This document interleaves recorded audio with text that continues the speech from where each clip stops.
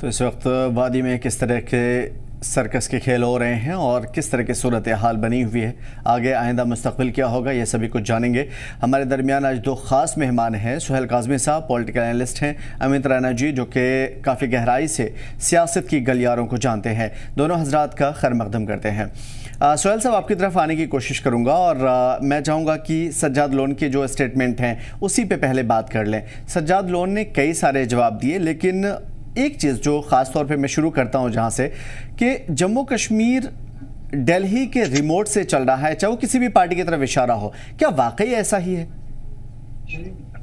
देखिए, ये सज्जाद लोन साहब की मैं स्टेटमेंट सुनता रहता हूं बीच बीच में, और इलेक्शन का टाइम है तो स्टेटमेंट्स आती रहती हैं एक दूसरे की अपोजिशन पार्टी के खिलाफ। इस वक्त तो कोई सत्ता में है नहीं, तो सारे ही सत्ता के बाहर हैं, सारे ही सत्ता हथियाना चाहते हैं। ये जो फैमिली डायनेस्टी पॉलिटिक्स की बात करते हैं, कभी कभी तो मैं देखता हूँ जो अंसारी साहब हैं और ये सज्जाद लोन साहब है, ये इतनी नीचे गिरी हुई बातें करते हैं शेख अब्दुल्ला की फैमिली की या फारूक अब्दुल्ला की फैमिली की, जो बिलो डिग्निटी है पॉलिटिक्स में। उसी तरह जब आप बात करते हैं कश्मीर की पर्सपेक्ट को, हिस्टोरिकल पर्सपेक्ट को, तो इनके वालिद तो खुद एजुकेशन मिनिस्टर रहे 73 में, अली शाह गिलानी खुद एमएलए रहे 73 में। उसके बाद गिलानी साहब ने राइट टू सेल्फ डिटर्मिनेशन का स्लोगन पकड़ लिया और लोन साहब ने MUF बना ली और मफ के तहत जम्मू कश्मीर में सियासत करते रहे।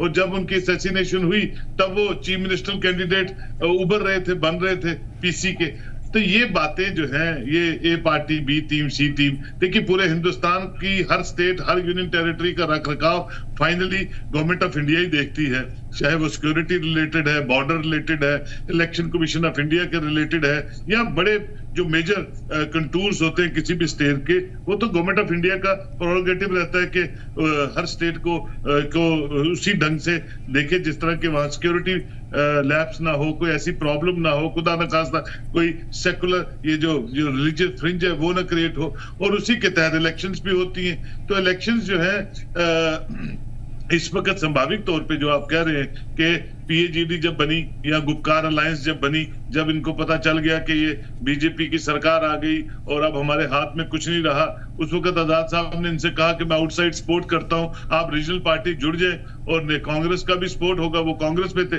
तब ये माने नहीं। 2 महीने महबूबा जी ने डिले किया अपनी स्वेरिंग इन सेरेमनी और फाइनली चीफ मिनिस्टर बनी भारतीय जनता पार्टी के साथ। ये वेलफेयर के लिए पॉलिटिशियंस बातें नहीं करते हैं, लोगों के वेलफेयर की बातें नहीं होती, सत्ता के गलियारों में सत्ता को कैसे उसको पकड़ना है उसके लिए बातें होती है। तो PAGD जब बनी तब ये सब इकट्ठे थे, सज्जाद लोन साहब भी इकट्ठे थे, अंसारी साहब भी इकट्ठे थे, महबूबा जी भी इकट्ठी हो गई। और जब जब देखने लगे फिजा खुलने लगी है, इलेक्शंस का बिगुल बजने लगा है, डिलिमिटेशन हो गई है, हो रही है, फाइनल ड्राफ्ट सारे, तो अपना अपना राग, अपनी अपनी डफली बजाना शुरू हो गए और एक दूसरे को अक्यूज करना शुरू हो गए।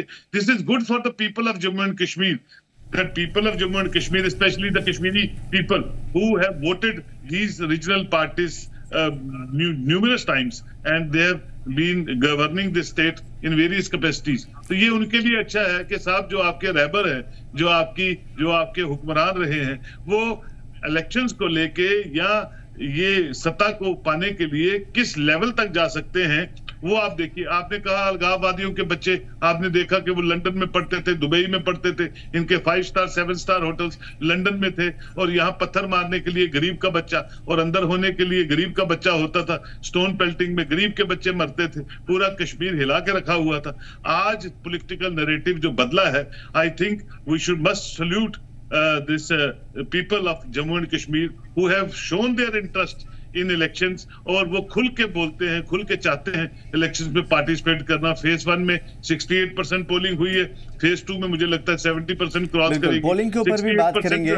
और बारिश के मौसम में हुई थी तो खुलेगा मौसम, और ये फ्रस्ट्रेशन हो गई है कश्मीरी पॉलिटिशियंस को कि the more the participation the more the competition between the candidates. It is good for the people of Jammu and Kashmir कि भैया ये पाकिस्तान, अलगाववाद और ये सब चीजें छोड़ो, हिंदुस्तान के आइन को देखो कि हिंदुस्तान क्या करना चाहता है जम्मू कश्मीर के साथ या बाकी स्टेटों के साथ जो वेलफेयर स्कीम्स के तहत किस तरह वो आगे बढ़ना चाहता है। तो ये जो नैरेटिव ये बोल रहे हैं, मैं समझता हूँ बड़ा अनफॉर्चुनेट।